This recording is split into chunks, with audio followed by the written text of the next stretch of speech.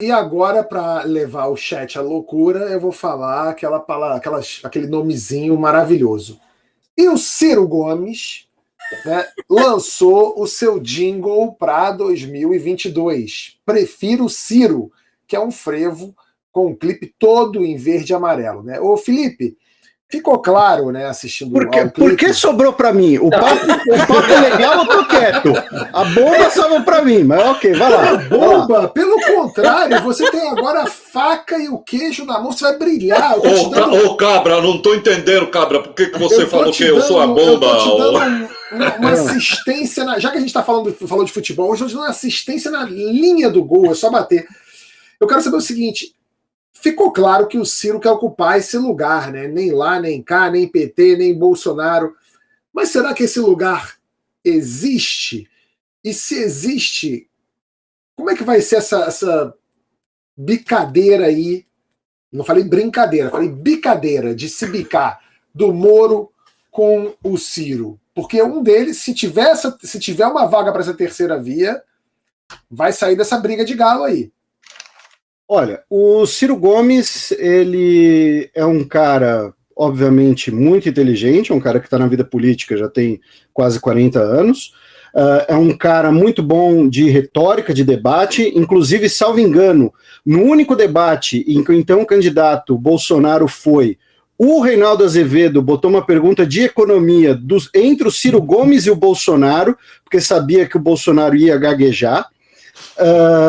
Isso posto, hoje a candidatura do Ciro Gomes, ela enfrenta um desafio muito grande, que é o seguinte, e aí eu vou trazer um pouco a minha experiência como comentarista, como pessoa que tem que acompanhar a política internacional por profissão.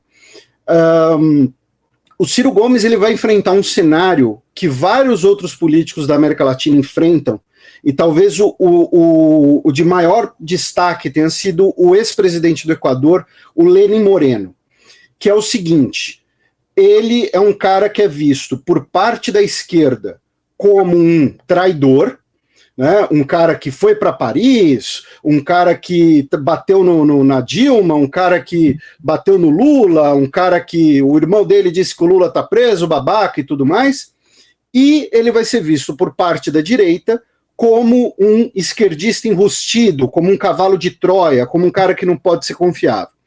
Então, o grande desafio do Ciro Gomes, ao se propor como uma terceira via, que é o caminho que ele realmente deveria buscar, que, por exemplo, nas pesquisas, mostravam que ele, no segundo turno de 2018, venceria tanto Haddad quanto o Ciro.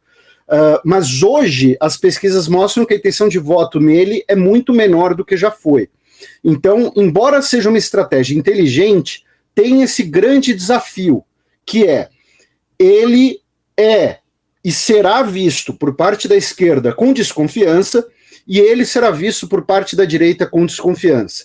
Então, num cenário, usando uma palavra que se tornou quase banal, mas num cenário de polarização, isso vai acabar pegando no pé dele em algum momento, vai impedir ele de alavancar a sua candidatura. O exemplo do Lenin Moreno que eu dei foi porque ele era o vice-presidente do Rafael Correa e, ao vencer as eleições, dá uma guinada à direita. E ele termina o mandato dele com menos de 10% de aprovação popular, quase sem base de apoio no Congresso e sem base de apoio. Por quê? Porque a esquerda, a ala Rafael Correa via ele como um traidor, e os setores de direita, seja da direita liberal, como do Guilherme Lasso, que venceu as eleições, é o atual presidente, ou até mesmo uma direita mais autoritária, que defendia até uma intervenção militar no Equador durante os protestos indígenas em 2019, via ele como um cavalo de Troia, aquela coisa do melancia, que ele é vermelho por dentro. Então, o Ciro Gomes ele vai enfrentar esse desafio, que não é um desafio simples, e sinceramente não sei se ele vai conseguir superar, pelo menos não nesse contexto histórico. O contexto histórico mostra que as pessoas estão indo ou para um candidato completamente à direita ou para um candidato à esquerda, tanto que as pesquisas indicam Lula versus Bolsonaro no segundo turno. Mas o Felipe... E só uma brincadeira, né? E olha que o Lênin original também deu uma guinada à direita com o primeiro NEP, né? Com o primeiro plano econômico, mas só que ele tinha uma estratégia depois, né? Que não era o caso do Lênin do Equador. Olha, o Ciro, eu lamento, assim, o Ciro é um dos políticos brasileiros mais cultos que tem. O Ciro é o único cara que eu conheço que leu o Romance da Pé do Reino do Ariano Suassuna, na política, né? E quase que na vida. Eu acho ele ótimo, assim. Agora, acho que ele entrou num caminho ruim. Acho que, às vezes, o João Santana está mais ajustando as contas, ele, João Santana, com o PT, e transferindo seus rancores para o Ciro. Uma advertência ao Ciro. O Ciro deve falar, mas que cabra idiota esse Reinaldo Azevedo achando que pode fazer advertência para mim. Ah, Ciro, eu faço. Eu dou até conselho para o Papa, se precisar. Otávio, e você, o que você achou desse... Você que entende disso, o que você achou desse jingle do Ciro aí que abriu a campanha dele? Bom, então, assim, vestindo o boné, como dizem aqueles executivos paulistanos, né, meu? Assim, vestindo o boné... Porra, vocês sacaneiam os paulistas pra cacete. Toda hora que tenta ser um idiota no Porta dos Fundos é paulista, né? Verdade, não tem idiota carioca. Não, tem muito. Tem mais gente sacaneia não tem. Sacaneia, no Porta dos Fundos, tudo com sotaque de São Paulo. Não, mas é que aquela figura do publicitário, meu, você quer comparar as agências, meu. Então, vestindo o boné do publicitário... Inclusive, esse maravilhoso que vocês fizeram do Caetano, lá tá o Gregório com sotaque de São Paulo, né, meu? Falando bosta com sotaque de São Paulo. Porra. Então, ó, vestindo o boné, meu, do publicitário, eu achei, assim, a peça é muito boa. E dá pra ver, assim, que o João Santana entende do negócio, assim. Ele é bom, né? Vídeo é muito bom, a música é muito boa, pega realmente, você fica com a música na cabeça, assim, como peça de marketing político, é espetacular. Agora, eu queria voltar aqui para o Felipe, porque o Felipe falou um negócio interessante sobre esse dilema, né, do Ciro. O Ciro é um cara que já foi ministro do Itamar e também trabalhou com Lula, e ele é de direita porque ele está falando mal do PT, mas ele é de esquerda porque ele também fala daquelas pautas progressistas, etc. E você vê, hoje em dia o Ciro é um cara que tem muitos fãs, né? Ele tem uma base online, sobretudo online, muito forte, mas é aquele cara que quando ele fala mal do PT, a pessoa desce a porrada nele, assim como o pessoal do Bolsonaro desce a porrada no Ciro também, chamando de comunista, etc.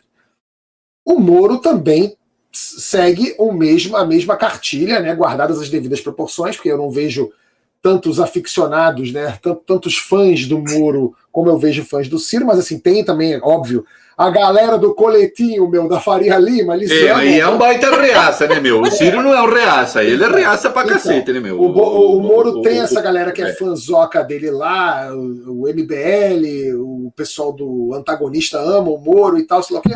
Ok, é o Moro, mas o Moro também, ele é odiado pelos bolsonaristas e ele é odiado pela galera da esquerda.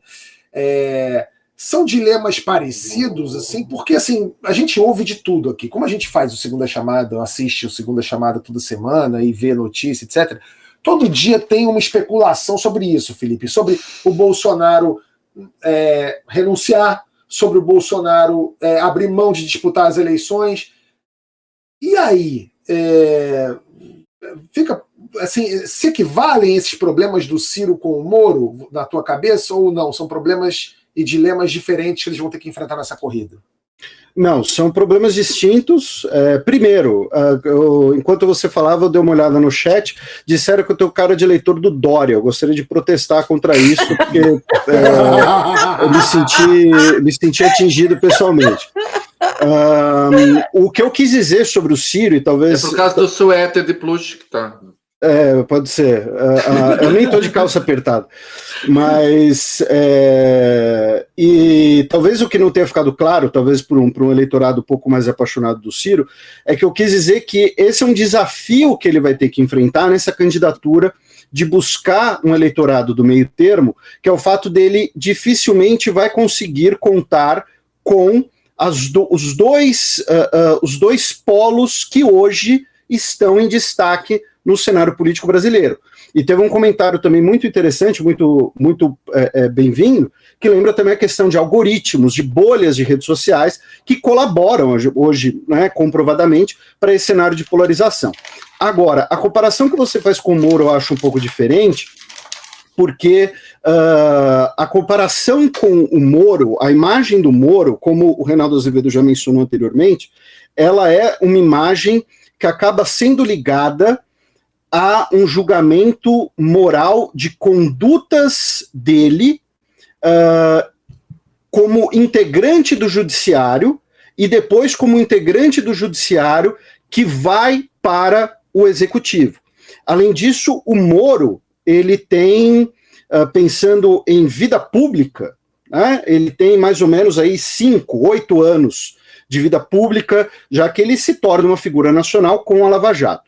O problema, a questão do Ciro ele é um cara que tem 40 anos de vida pública, como você mencionou, ele fez parte de diferentes governos, ele é um político, então ele não vai ser cobrado dessa maneira moral, dessa maneira de conduta, de seguir um código de conduta, como o Sérgio Moro. A questão do Ciro, ela acaba sendo muito mais de uma, como é que eu posso, usando a mesma palavra que eu usei antes, de uma desconfiança.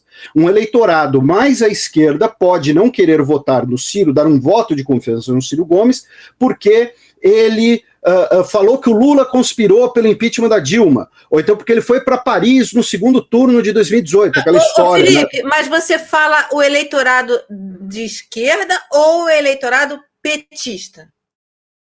Olha, hoje, a maioria das pessoas que se dizem de esquerda, nem que seja num voto anti-Bolsonaro, imagino que declarem voto no Lula. Você foi muito precisa em diferenciar, nem toda esquerda é petista. Mas hoje, até pela ideia do anti-Bolsonaro, né, olha, num segundo turno, entre Lula e Bolsonaro, imagino que 90% das pessoas de esquerda vão votar no Lula, mesmo que não sejam petistas. Então, e, Felipe, 90% dos ciristas. Provavelmente também. E aí tem um. E olha aqui. E aí tem um problema. E boa parte do mercado financeiro, não é? E aí tem um problema. O mercado financeiro prefere o Lula do que o Ciro, não é?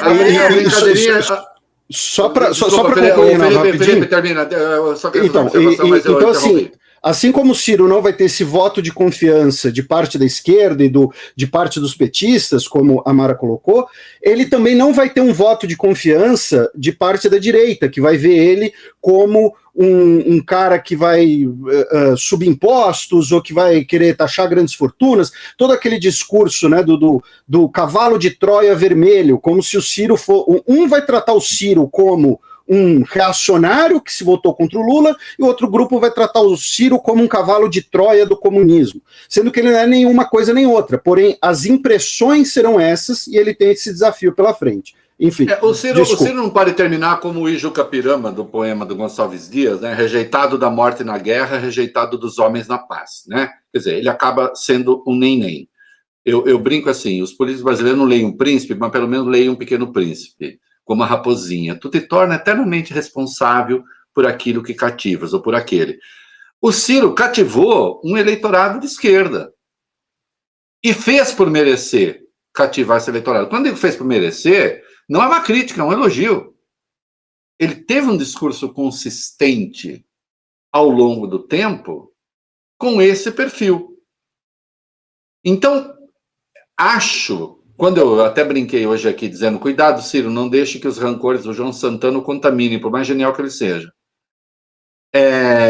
O discurso está ficando um pouco sem lugar. Porque você não entende. Ele tem um eleitorado de esquerda, ele tem um público que ele cativou. E esse público que ele cativou não está entendendo o que ele está dizendo. Aliás, o Caetano Veloso expressou isso muito bem. Faz 3 ou 4 dias, numa entrevista. Assim, não estou entendendo.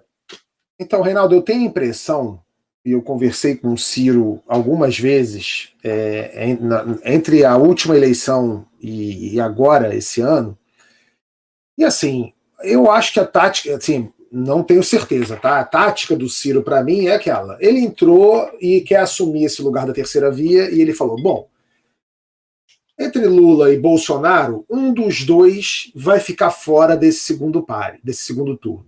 Então, o que ele ficou? Ele ficou ali armado, esperando. Bom, em quem eu preciso bater?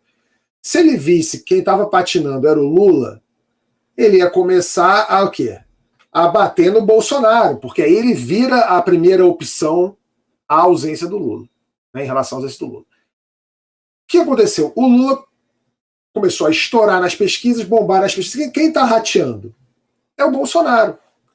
E aí ele fala, bom, eu preciso entrar no lugar do Bolsonaro, eu preciso virar o segundo lugar na pesquisa, porque aí o que o bolsonarista pensa? Bom, eu não quero deixar o Lula vencer, eu tenho que votar. Imagina, essa pergunta que vocês fizeram aí, que o Felipe fez, eu imagino que num segundo turno, entre Lula e Bolsonaro, os ciristas vão votar no Lula, ok. Mas se o segundo turno for entre Lula e Ciro, os bolsonaristas vão votar em quem? Você imagina um bolsonarista anulando o voto? Não, vai votar no Ciro, vai votar com paixão no Ciro. Assim como um petista vai votar com paixão no Ciro. É aí que a gente discorda. O obcecado não faz essa gradação. Aí eu discordo. Esse núcleo duro que o Bolsonaro conseguiu aí, de, sei lá, talvez 18, claro, são apostas aqui, né? Não acho. Veja só, deixa eu dizer uma coisa, tá? Até uma experiência pessoal. Eu tomo muita porrada porque dizem que eu sou tucano, na verdade. O que eu acho uma ofensa aos tucanos e a mim. Porque primeiro querem emprestar aos tucanos uma pauta que eles não têm, e a mim quer dizer que eu sou essa coisa meio assim, sabe? Que não tá muito lá nem cá. Não sei o quê. E eu sempre tenho um lado nos debates. É um inferno isso, mas sempre tenho.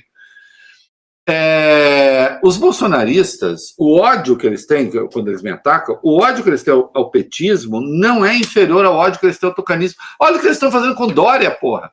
Eles transformam o Dória num cara de esquerda.